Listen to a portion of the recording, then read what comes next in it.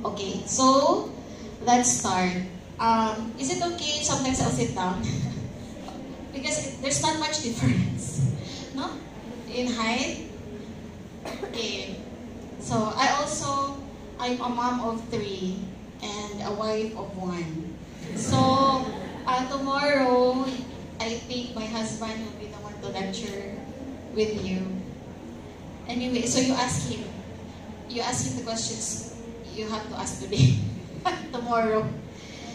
Okay, we're both pediatricians. So for those of you who are single, you wait in your internship, maybe you'll meet your someone. Yes, no? You look forward. Because I never had anyone. He was my first and last. Unless Chica. I know it's not the case for everyone. But I really studied. I was contented with just being myself. No, I'm fine with being single all my life. Until internship. So, it's like a mountain. You do your best, and then the other one will do his best, and you'll just meet at the top. Okay? So, anyway, you focus on your goals in life, and passing medicine first. So, third year is one of the last moments that you really study this hard.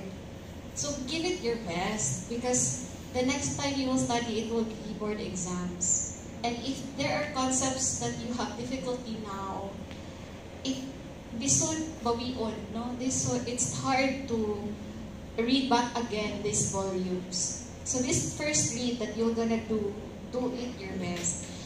They say that when you study, it's not anymore how many times you read. Okay? The studies show that it's about introspective reading. So what do you mean by that? When you read the book, it's like you are anticipating what he's going to say next. So it's not passive reading. You know, sometimes when you feel like you've read, but you didn't really understand. So maybe you take a break. It's different when you're refreshed and you're able to finish 10 pages in 1 hour than 2 pages in 2 hours. So you take a break, do exercise, do what you want. No? But again, go back to your goal. So I hope, maybe I'll just take this time to say a few words, because this might be our only meeting. Okay, we'll try to finish, but if not, I think the next for me is Friday. Wednesday or Friday. I will try the Wednesday, but most likely Friday. Okay. So first, let's define a few terms. Pathologic newborn, meaning the abnormalities. Okay? So for preterm infants, by definition, are those born before 37. Therefore, 37 weeks is our term. Okay? 37 weeks at least. Extremely preterm are those born before 28 weeks. So meaning, in actual practice, if they are 20, example, 19 weeks AOG or age of gestation, it's actually a gynae case because they are referred to as non-viable. There are no recorded survivor less than 20 weeks. 20 weeks above, a lot of times, in the States, we have documented 300-grammer babies. Here in the Philippines, in my actual practice, my youngest baby was 500 grams, 26-weeker. She survived 3 weeks. But my survivor up to now is a 28-weeker, 900 grams. So, see the difference in terms of survivorship, no? Okay. Very preterm, 28 and 31 over 6 and 7 days. Moderate or late preterm, those between 32 and 36, 6 over 7. So why is there a need to distinguish the different weeks? It's because a lot of them is the abnormalities would matter. For example, do you think the lungs are more developed at 32 or 28? Okay, so there's a difference. Okay, so extremely low birth weight, so those are less than 1,000. So if I have a 900 grammer, that's extremely low. Very low birth weight, less than 1,500, and low birth weight is 2,500. So do not misinterpret as, it doesn't mean they are preterm, they're actually adequate. So sometimes they are term also, they are 37 weeks, they are 38 weeks, but they are low birth weight. Okay, so there's a difference. They might be 2,000 kilos or 2,000 grams only, but they are term. So it's also important because in reporting incidences, weight also matter in pedia. So I think that's one of the major difference in terms of the IM and pedia. We are particular with the anthropometrics. Okay. For preterm birth, it's fairly common worldwide, 50 million preterm births annually. That's why you need to know certain diseases particular to this age group.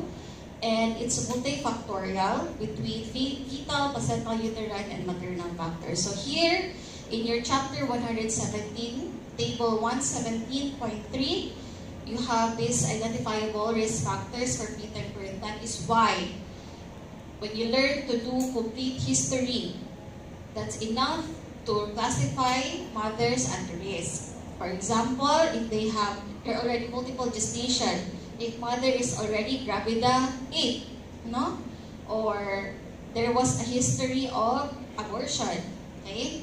Okay, so you read on this. Most preterm are spontaneous without an identifiable cause. No, sometimes they say, sexy time last time. That's why daw preterm labor. So you might read on that. But there is something about the semen that has prostaglandins. Prostaglandins would somehow soften the cervix. But not all women, because if you have an incompetent cervix, then you are a high risk. But if not, it's not much difference. So, okay.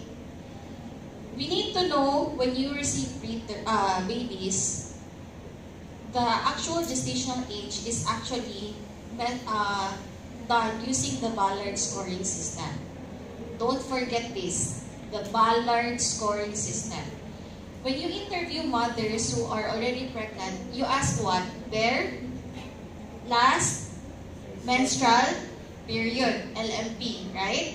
Okay, because that's how you estimate the gestational age, whether this baby is preterm or not, right? Whether they are 37 weeks below or not. But when the baby comes out, that won't matter because what we follow is the Ballard score. Okay? The mother will probably say, okay, my LMP was example February, and then she gave birth June. So when the baby comes out, the Ballard score will determine the final gestational age. Okay? So, even ultrasound. So, okay? Okay. So, it is accurate within 2 weeks of the actual gestational age, should always be correlated with birth weight, and instances where term infants can be low birth weight or small for gestational age. So, that's what I mentioned. They can be term, but they can have low weights. Okay. So we'll know about that tomorrow. General measures, when you receive a baby, these are the important things to keep in mind. Clear the airway, initiate breathing, care for the umbilical cord, and administer vitamin K. That's in your textbook. But in the Philippines, we have what we call essential intrapartum newborn care. For some of you who are nurses, you are probably familiar with this, where for those low-risk babies, we immediately thorough dry the baby, and then so that's first thorough drying, and then we skin-to-skin contact. By the way, for those, what you saw in movies where they turn the baby upside down, it's not anymore, huh? It's not anymore. It's all thorough drying the baby with a towel is enough. So you don't have to pat the buttocks. You don't have to turn the baby upside down. So you correct the movie skin there, ha? Okay, and then skin-to-skin contact, and then timely cord clamping, and initiation of breastfeeding. That's it. Very easy. So management again involves very important thermal control. Why? Because disturbances in temperature alone could lead to respiratory distress, metabolic acidosis, even seizures. That's how important thermal regulation is to newborns. And because they have, by physiology, I think you know about brown fat, no? They have the more capability to thermoregulate because of thermogenesis, using their brown fat. That's one of the important mechanisms, but external environment regulation is also important. So, the normal temperature of newborns, do you know? 36.5 to 37.5 degrees Celsius. Less than 36.5, let's say 36, is hypothermia. 37.8 is hyperthermia, not fever. A lot of the hyperthermias in newborn are environmentally related. It is rare that they will have fever. Okay, their manifestations of sepsis is not the same as adults. They are usually increased respiratory effort. They might have cyanosis or pallor, so it's different. Okay, and it's just because of the temperature. So that's the first thing you check if there's a baby who has symptoms. Okay. Increased risk of heat loss compared to older children due to their increased body surface weight ratio. What is the body surface area of newborns? Do you know? They are 90% water. Decreased epidermal and dermal skin thickness. That's why they have a big abdomen, no?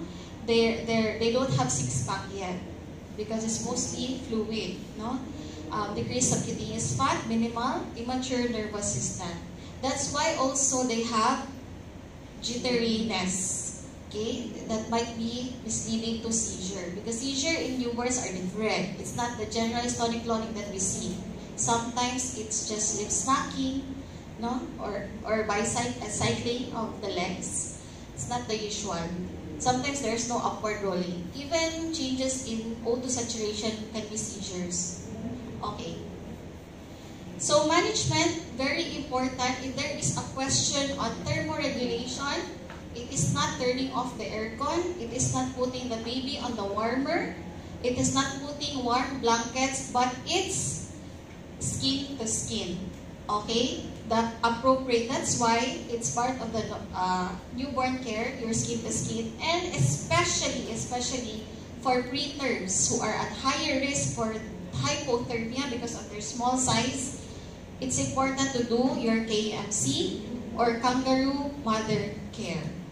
You can also do KFC, no? Kangaroo father care, for those who are able to do so. So that is direct skin-to-skin contact between the infant and parent with a hat and blanket covering the infant. So it's not over the dress or any clothing, it's skin-to-skin. So take note, an infant should be weaned and then removed from the incubator or radiant warmer only when the gradual change of the atmosphere of the nursery does not result in a significant change in the infant's temperature, color, activity, and vital signs. So see, I hope you don't forget about this. So I took significant time to explain the importance of temperature regulation. Okay, another important thing you can do is oxygen administration. It is done to reduce the risk of injury from hypoxia and circulatory insufficiency. Why? The blood vessels of newborns are highly fragile. Okay? They are friable. So when there is a hypoxic event, no? Example, they have local cord coil, no? Or the cord, no? Jumbled around, or they have shoulder dystocia. They are large for the vaginal canal. So there is a hypoxic injury, meaning they were not able to breathe right away when they come out, and then the blood vessels are not aerated.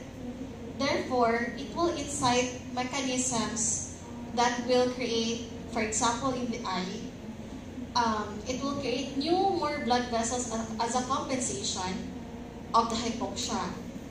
So this is neovascularization, but these vascular vessels are not strong. They are friable, and they somehow some other will form like a fibrosis, no? So like a scar. So that's why one of the care for preterms is to have their eyes checked, no? For ROP or retinopathy of prematurities. So aside from that, there are other events that is a sequelae of hypoxia. For example, cerebral palsy. So a lot of cerebral palsy patients have a very stressful delivery. No, sometimes they are in the, for example, in the rural lying in, and then the mother is already 10 cm for 6 hours. So how many hours you should be in 10 cm? 10 cm is the adequate, no? Adequate dilation for baby expulsion. But when they are 10 cm for more than 2 hours already, they should be delivered CS. Okay? So sometimes there is a delay. When there is a delay, that is a risk for a hypoxic event for the infant. So you see, it could be a sequelae of a cerebral palsy, no? They will not walk, or they will have seizures. So very important. So to mitigate that, you can give oxygen. So it has to balance between the risk of hyperoxia and oxygen injury to the lungs. But usually we give the smallest first before we do the PPP. But anyway, later you'll know how to resuscitate. No, when you, I think, discuss NRP. Okay. Anyway, the ideal target saturation limit is 90 to 95. Not the same as adults, which is 95% and above, right? Okay, it's different. So you have a lower sort of leeway or levels for infants because of the risk also of the hyperoxia or oxygen lung injury. So it's okay to have this 90 to 95%. Okay. Next is parenteral nutrition. You prevent growth faltering.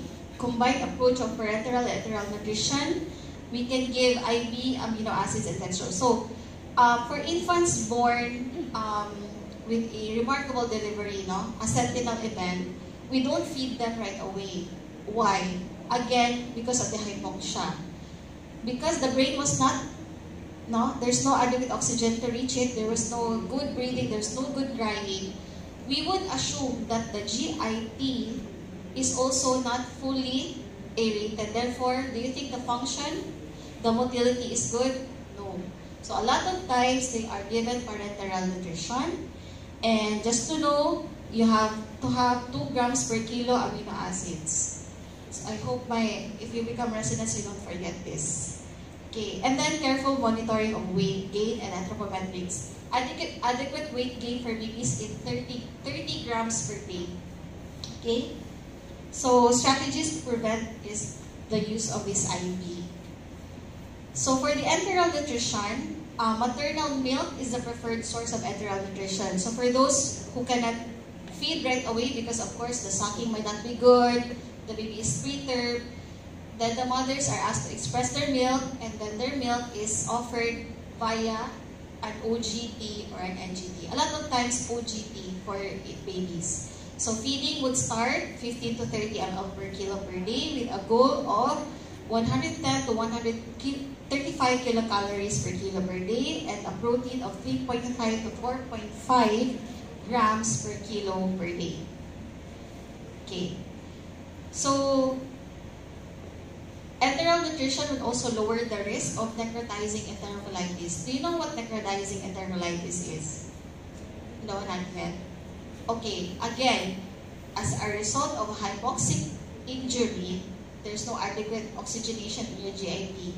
When you introduce food, so therefore the motility is not that good, right? What do you call that? Colonic movements. So when you give food, then there is glucose, then there is food for bacterial contamination inside, and therefore that will incite injury, and it will manifest as an inflammation. So mukut-kut-kut-kut ang bacteria, and eventually, because of the very small lining of the colon, they rupture. So the hallmark of necrotizing enterocolitis is pneumo or air peritoneum in the peritoneal cavity. Okay? So you will see this in X-ray. You don't need a CT scan. That's the hallmark. Okay, and we want to avoid that.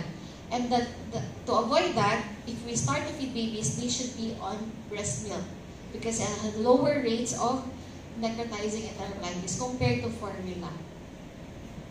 Okay, infection prevention. Of course, hand hygiene. I think this is self-explanatory. And routine immunization on a regular schedule based on chronologic age at standard doses. So, at birth, we give BCG for those of you who have the scar. If not, if you don't have the scar, maybe it was given in your buttocks. Okay? So, and then you have hepatitis B at birth. Then I think you'll go through, are you done with your immunizations? Not yet. Okay, so there is an immunization schedule followed thereafter. But at birth, you have 2 vaccines. Your BCG, okay, for TB, because Philippines is a TB nation. And your hepatitis B, because of the risk of vertical transmission. Okay. Now let's go to the SGA versus IUGR. SGA means small for gestational age, and that is based on the physical evaluation of the infant at birth, where the patient's weight is less than 10th the percentile. So, if the patient, there is a chart, you will know tomorrow, you will see tomorrow, there is a chart we plot, the weight based on the chronological age. I'll try to see if I have a picture later na lang. So, if they fall on the less than 10th percentile, then they are small. Okay?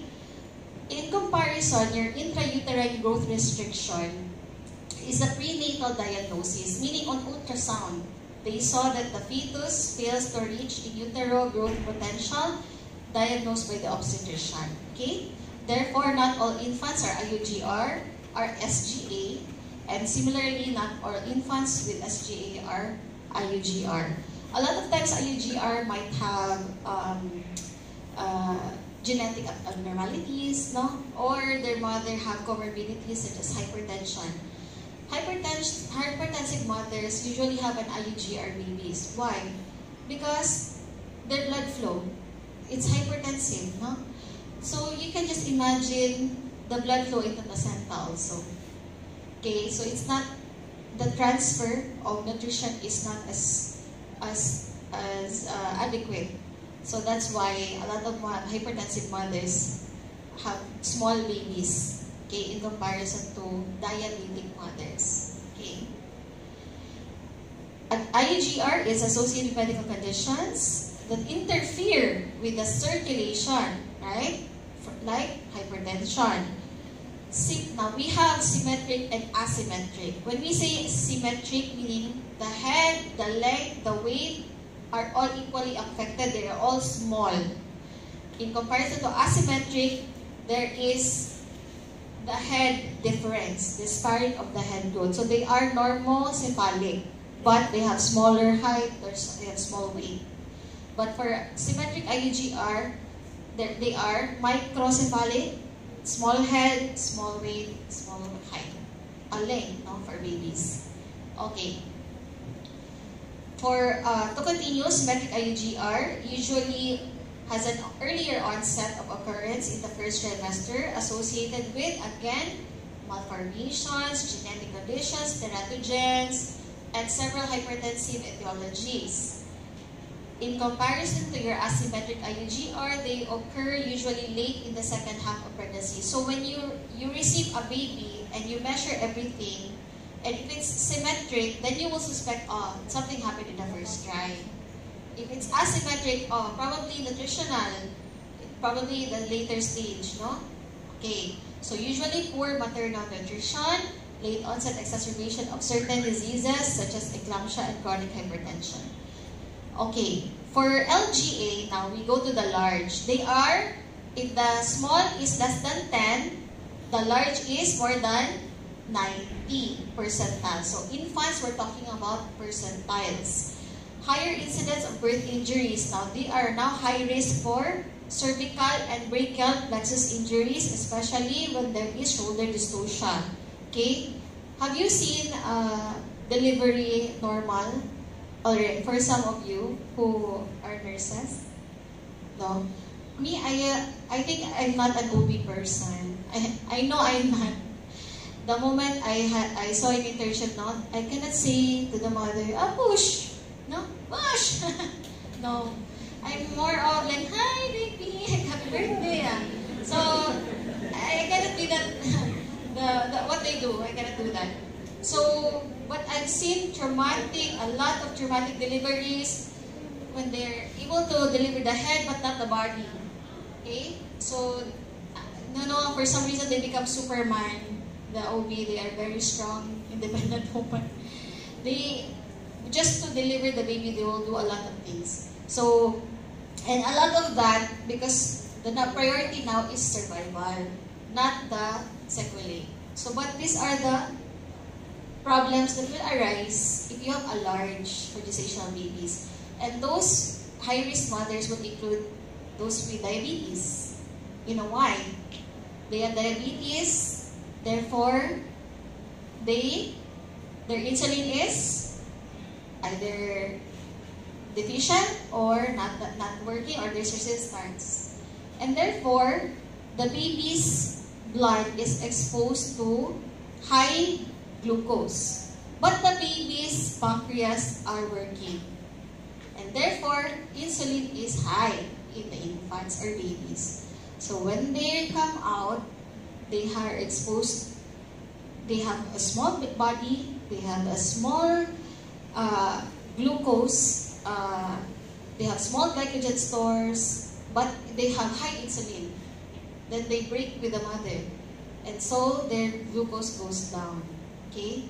So they are high risk for hypoglycemia, but outside when they're already out. But when they're inside, they're high risk of macrosomia, okay, excessive blood glucose.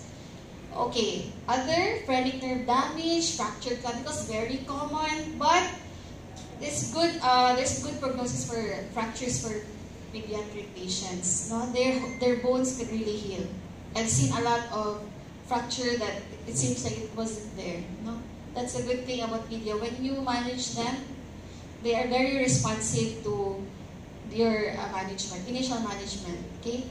A lot of babies are received with poor Apgar score, poor limb, cyanotic, and then they come out of the hospital, it's as if nothing happened. So they are very responsive to treatment. Fractured clavicles, hematomas, subdural hematomas, ecchymosis on the head and face. You know cephal hematomas?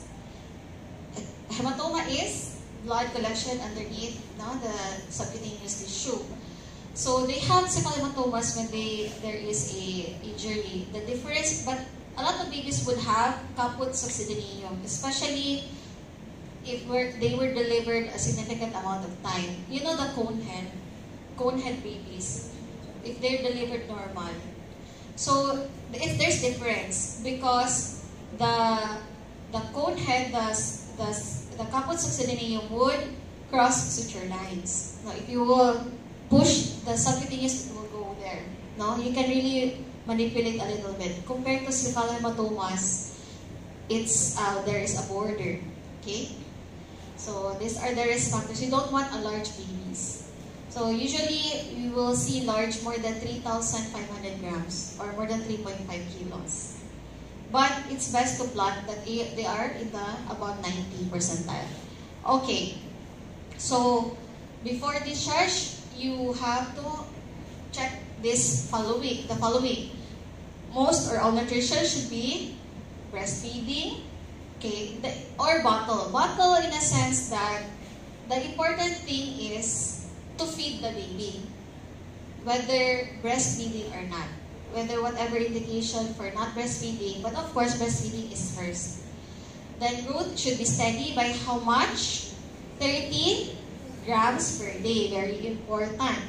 Temperature, very important again, should be stable and normal. 36.5 degrees Celsius to 37.5 degrees Celsius. No recent episodes of apnea or breathing. That is, there's no breathing for 15 to 20 seconds. No chest rise. Okay? With cyanosis. That's apnea. Or bradycardia, less than 40 beats per minute. So for us, 40 is takip niya. But for babies, the normal respiratory rate is 40 to 60. Therefore, a respiratory rate of 20 is bradypnea and bradycardia already. Bradycardia is less than 60, bradypnea is less than 40. Okay, I hope you're not confused. Heart rate of less than 60 is bradycardia. Respiratory rate less than 40, bradypnea. Infants with less than 1,500 grams or less than 30 weeks should undergo screen for, very important, retinopathy of prematurity. It's actually under the law. Okay? So, for those who were born somewhere else, they don't have ROP, they should have a follow-up for ROP. Okay, for preterms, also hemoglobin and hematocrit should be determined to check for anemia of prematurity. There is such a thing as physiologic anemia of infancy. You can read on that. It means that it's really part where the transition of hematopoiesis, when they are developing in the mother's uterus, at first it's the yolk sac, right? No, you go back to embryology, the yolk sac, and then there is some form placenta. When they come out, the liver will be the one to produce until the bone marrow is ready. So there is still development, maturation postnatally. Therefore, they are high risk for anemia. Aside from that, because of their immaturity, no, when they have what do you call this, hypoxic event, meaning they didn't have adequate cry, they didn't breathe normally at birth, what is the protein that is released by the kidneys to activate hematopoiesis? Erythropoietin. And therefore, there is excess erythropoietin. So a compensatory, again, they will, instead of as a compensation of there's increase in erythropoietin, supposed to be they will create more at the expense of later on they will realize, oh, there's a lot of erythropoietin, okay, we will decrease production. So anyway, you can read on that. But for preterms, the hemoglobin and hematocrit are also important. And they are discharged usually 1.8 to 2 kilos or 34 to 35 weeks. That's why when they say, you have a preterm baby, how many weeks in the NICU? 3 months. Okay? So, but these are one of the few things, no, just a checklist so that you will know what to look out for. And also, as part of the law, they should have hearing tests. This was started, I think, early 2000, because in the 1990s, 1980s, a lot of the children were diagnosed with autism. And they found out they just have hearing disability. And therefore, they made a law that infants should have a hearing test already. Okay? So all high-risk infants then follow up with the primary care provider within a few days of discharge. For normal babies, usually within 48 to 72 hours after discharge. Okay? And then, for premature infants who are at high risk for significant RDS, so sometimes they go home with oxygen. For those of newborns with oxygen, they need very close follow-up, and also those with medically complex problems. Okay. So let's talk about neonatal anemia. Anemia in the newborn may be acute or chronic. Manifestation would range from asymptomatic lab finding as part of monitoring or life-threatening signs and symptoms. So diagnosis and interpretation of the anemia in the newborn infant are complex and careful consideration of their gestational age and general health of the infant. For those of you who are medtech, usually what do we consider anemic for us? Less than 7, less than 8, okay, grams per DL, hemoglobin, right? Okay. That is when you say you will need transfusion. But 10, 11, 12 already is sort of anemic, no, on the lower side. But for infants, you can check your Nelsons. Third, they have a higher hematocrit, a higher hemoglobin as a baseline. And therefore, you should know the values per week, per month. It's different. Okay? See, that's one of the differences in pedia. It's different if you're newborn, if you are 3 months and 6 months, the definition of anemia. So you can check your book on that. Okay. So here are the differential diagnosis in your chapter 124. Usually there is blood loss. There could be destruction, increased destruction, or decreased RBC production. Now for blood loss, this is very common for preterms because you are checking for sepsis, you're checking for blood gas, for metabolic acidosis, and therefore you get blood. Imagine, we transfuse the newborn blood is only, I forgot how many ml, but what we transfuse sometimes is what we got again. So for the in and outra, nag-transfuse 10 ml, but nag-extract of 6, no? For the blood test. So that's iatrogenic anemia. Okay, placental hemorrhage. For those mothers with placental abruption, or they have bleeding, they're bleeding while delivering. Okay, they are high risk for anemia. Injury to the umbilical or placental vessels. Those with twin feto-maternal transfusion, feto-placental transfusion, twin-to-twin, chronic or in utero blood loss. For increased RBC destruction, what will elevate for those who are medtech? There is, when you see destruction, you see this, we order this, increase reticulocyte count. Okay, what else? For those of you who don't know, it's okay. There is probably immune, no? That's why we get Coombs test, no? Okay, so it could be from destruction or decreased production, whether that is physiologic anemia, there is infection, there is and other syndromes. Okay. For the red blood cell loss, that is the most common cause, that is frequent phlebotomy for routine lab tests. So that is the most common cause of anemia. Other causes, that you have your placental abruption, fetal hemorrhage, and the signs and symptoms you can see, there is infant pallor, hypotension, and poor perfusion.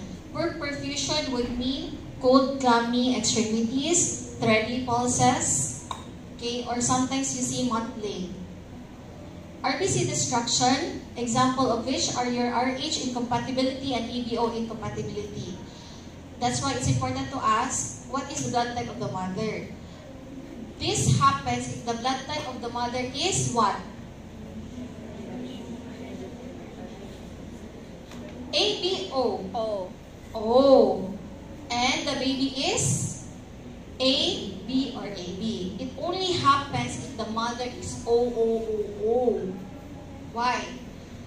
If the father is not O, if the father is A, B, or AB, so the baby is exposed, might have the father's blood type, okay? So the mother is O, and the baby is, let's say, B. So the baby has an antigen of B.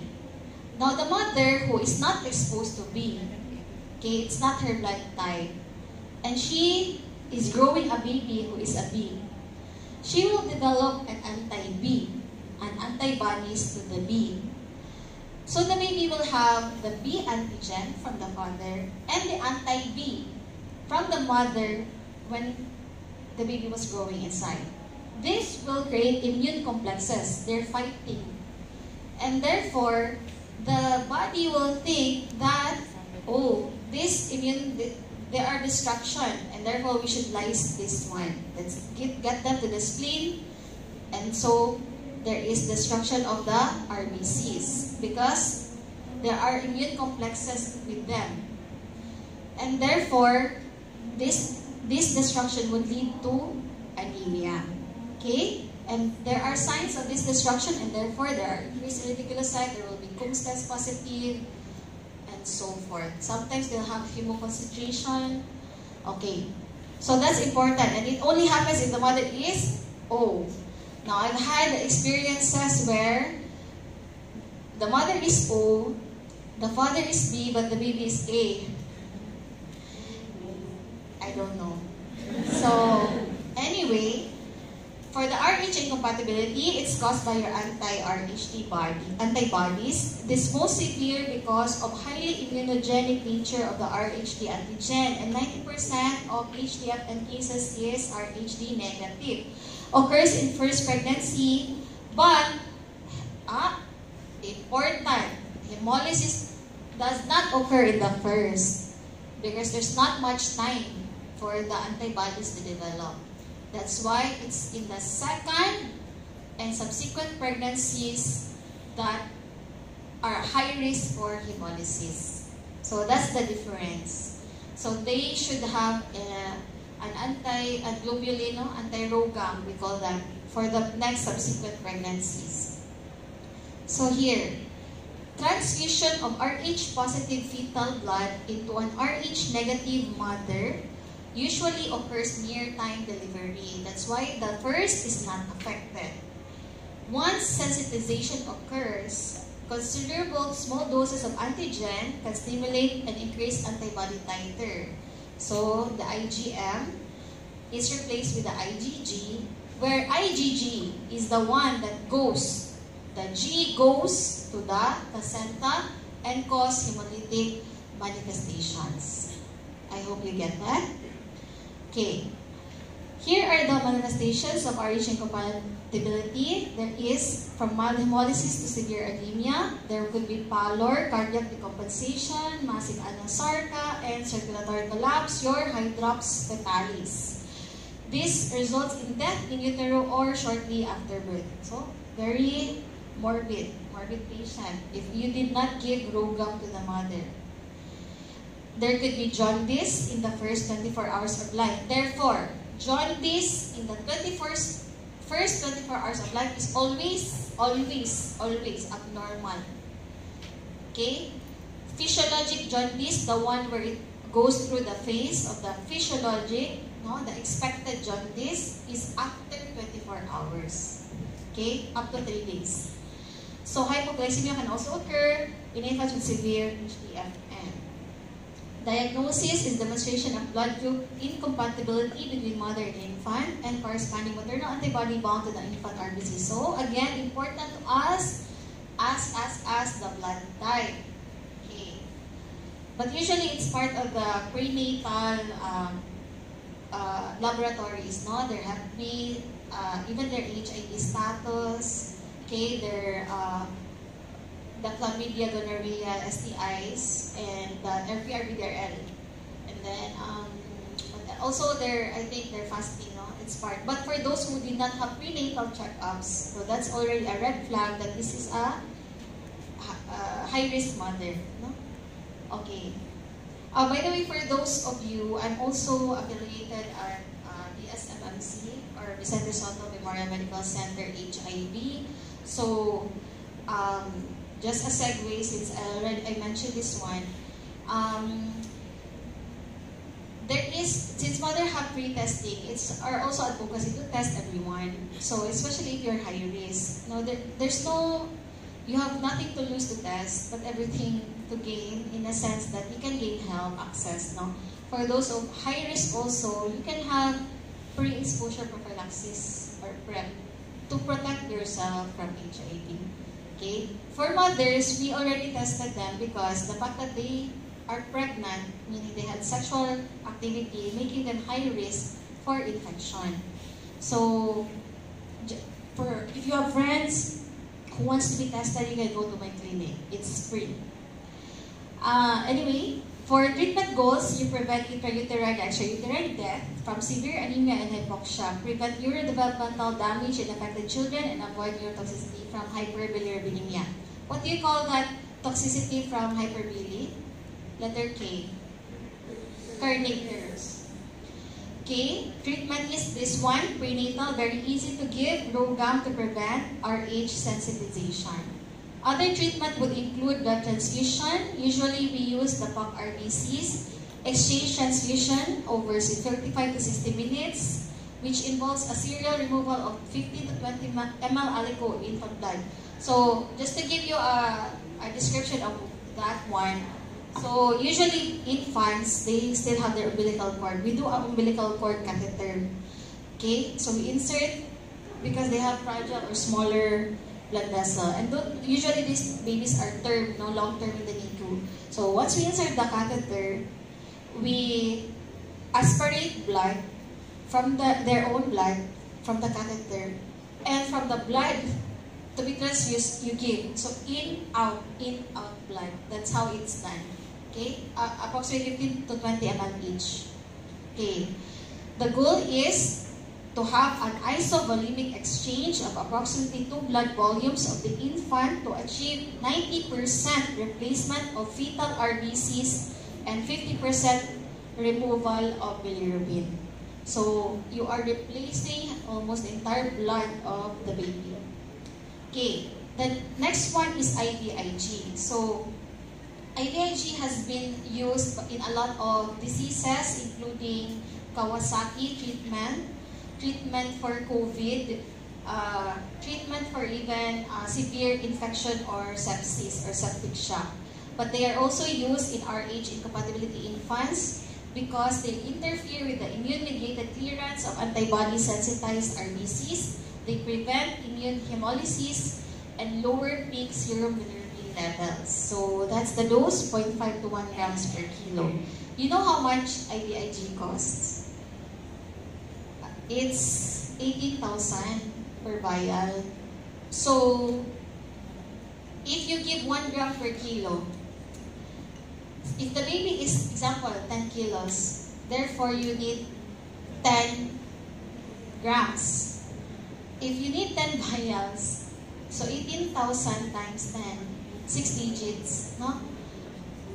That's usually how expensive IVIG is. So imagine you,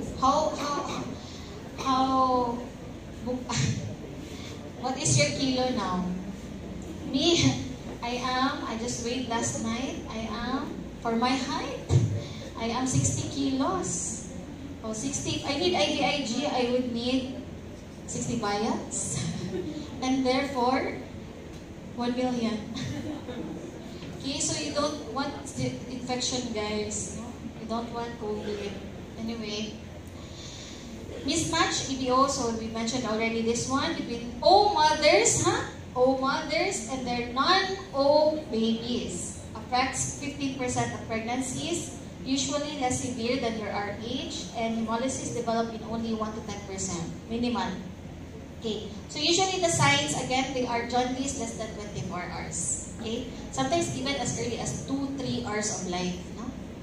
Okay, and then the treatment is IVIG, and very important to know, phototherapy for mild to moderate cases. This is what you see, the blue light where babies are exposed to if you been to a well baby center or NICU. Okay, so you can read on this in your table 124.5, the different blood groups and their clinical features to differentiate their hemolytic disease. Now, let's go to the hyperbilirubinemia in the newborn. It is the common and most cases benign problem in the neonates. It results from accumulation of unconjugated, non-polar lipid-soluble bilirubin pigment in the skin. So, let's go trace your biochemistry. Okay, so what happens when the, the blood is destroyed. They are saman. They become what? They become heme. What else? What else? Okay, your heme. So your heme and iron can recycled. Our body is very conservative. Okay. What else? And then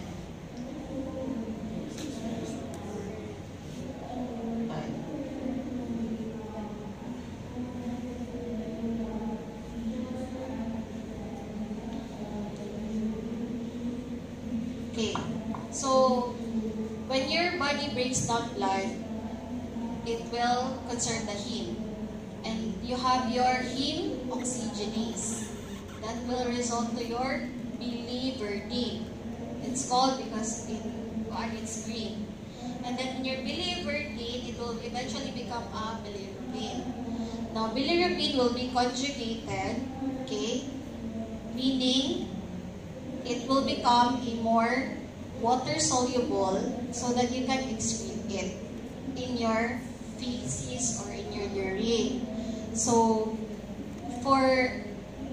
if this is not conjugated, meaning it doesn't pass to your liver, so it's unconjugated. That means it's lipophilic, and that means it crosses subcutaneous tissues. That's why you see the jaundice. So usually they are the unconjugated. That's for the hyperbilirubinemia, the benign. Okay? So when we get the laboratory test, it is the unconjugated. You have your bilirubin panel in a sense. Your total, your conjugated, your unconjugated. So usually we will expect the unconjugated to be elevated.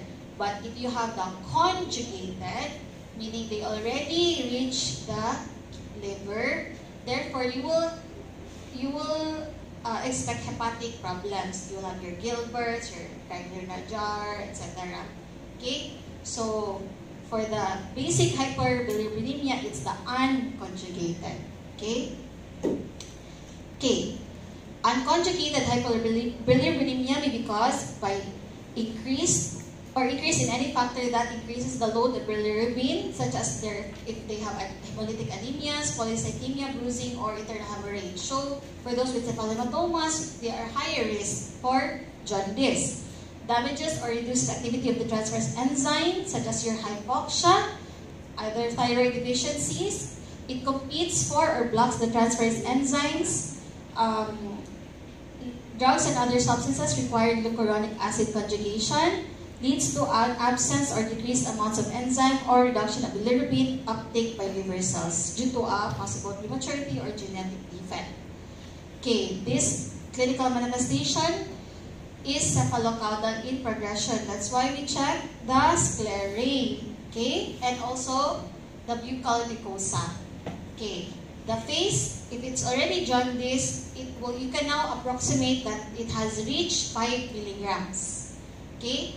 If it's already the mid-abdomen, already 15. And if you find it all over the soles, generalized, 20. So, clinical jaundice is apparent, if I'm not mistaken, at 6 to 7, already in the blood. Okay? Lethargy and poor feeding is also a sign and can progress to the acute bilirubin enceph, and that's your kernicterus. Okay. Jaundice that is present at birth within the first 24 hours is always pathologic.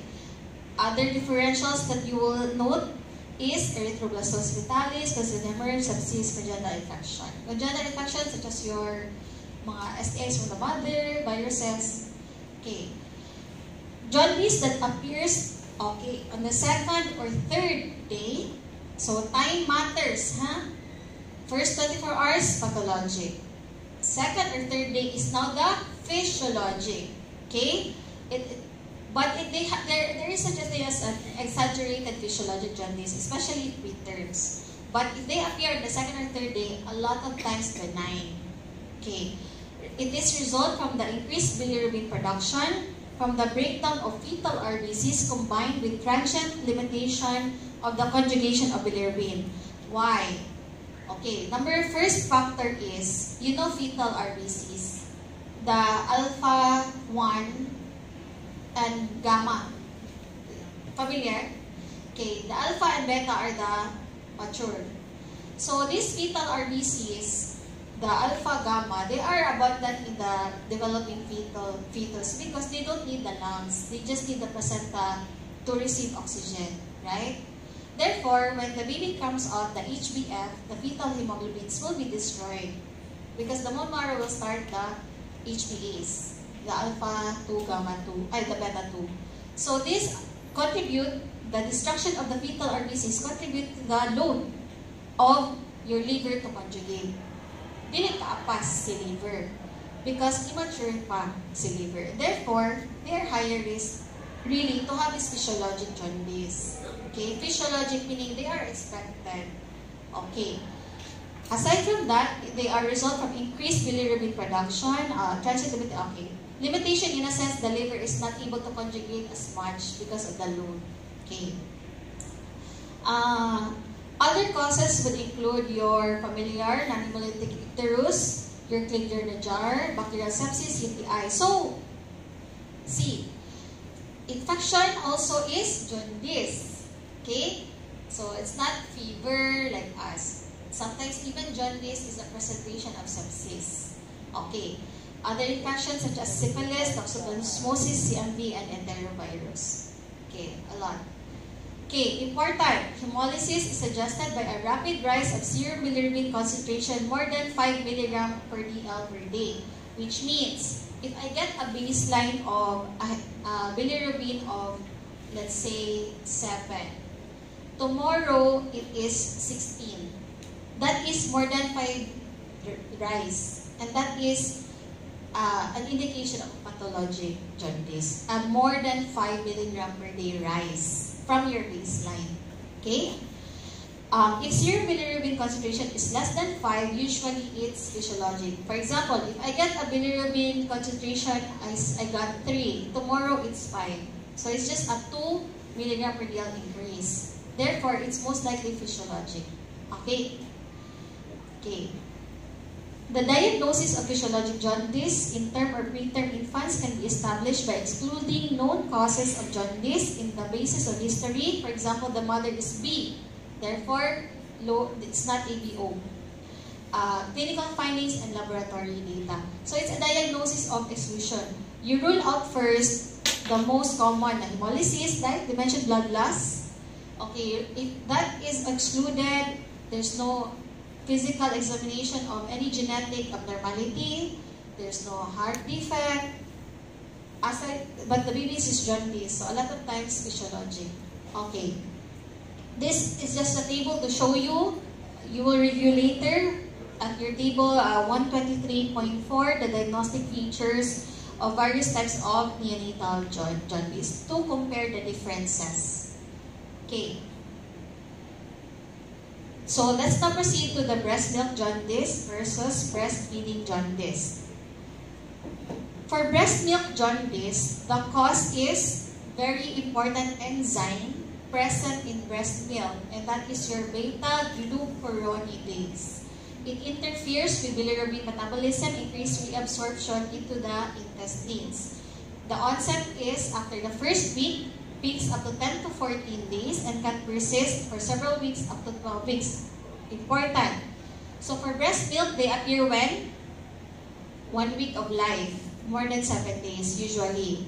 Okay? Because of the presence of beta-glucuronidase in comparison to breastfeeding jaundice. It appears usually in first week of life. So, there is an overlap between physiologic and breastfeeding jaundice. So, for physiologic, when they appear at the second, third day, but it declines. They improve, the jaundice will improve gradually. But if there's persistent jaundice up to third, fourth, fifth day of life, then that is breastfeeding jaundice. Okay? Both jaundice, the breastfeeding, the physiologic, the breast milk jaundice are benign.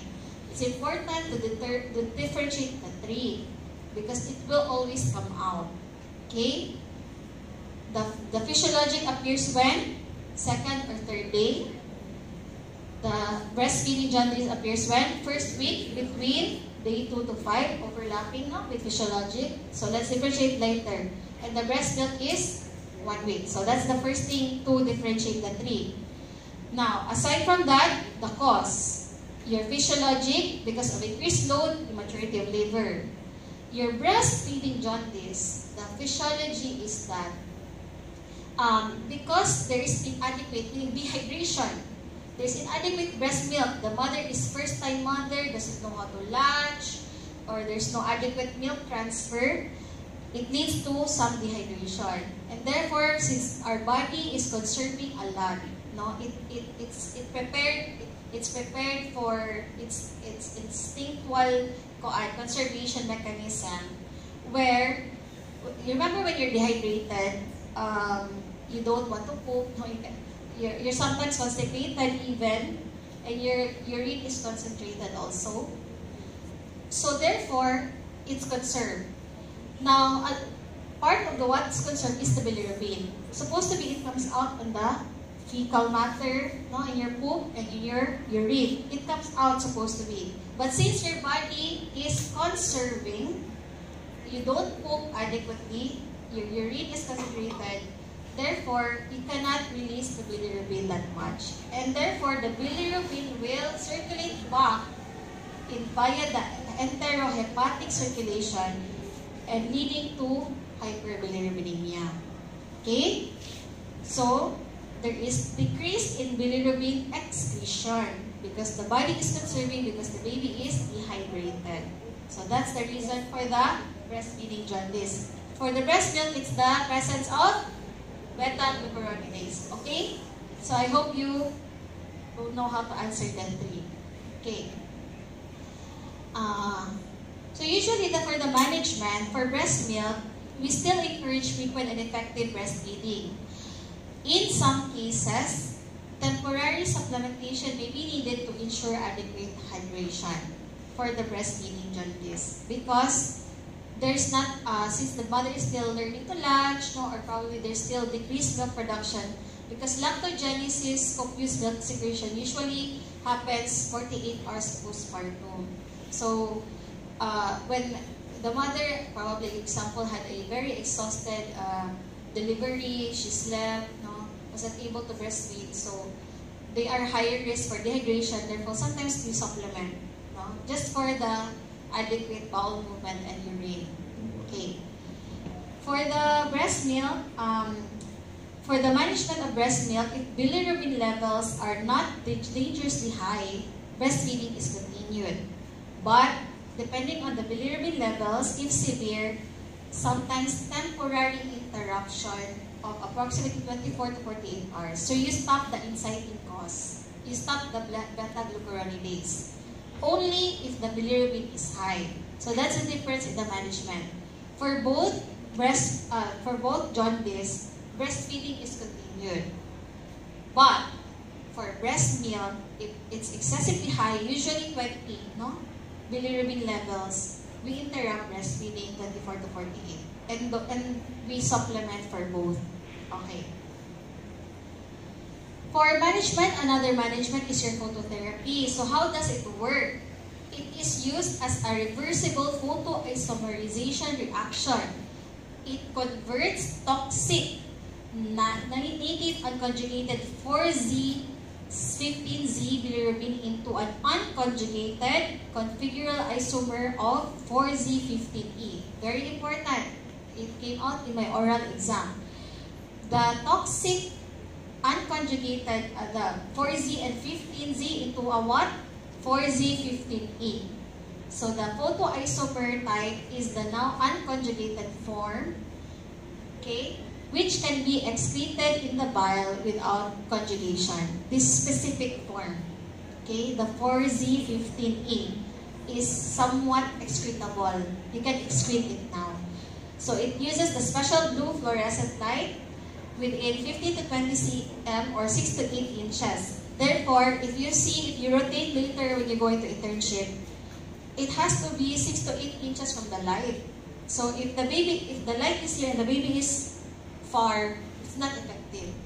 Okay? Very important ang distance. So we have a term called bronze baby syndrome, which refers to a dark grayish brown skin discoloration, sometimes noted in infants undergoing phototherapy. So a side effect of phototherapy, they will have tan skin. No? Okay. Another treatment, we can have IVIG for severe cases caused by isoimmune hemolytic disease, and the last resort, exchange transfusion. So what I explained earlier, no, in and out blood.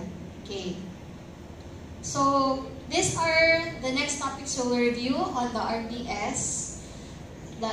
Such as your transient tachypnea, your hyaline membrane disease, your meconium aspiration pneumonias, and other infectious disease at the newborn. Okay? So I hope you learned something today. Well, that's it. Okay. Any questions? Okay. When did you start your class? Today. Huh? Today! Welcome back to school! O then, complete attendance pa. Napa-energy, refreshed. Then later, wala na. Okay.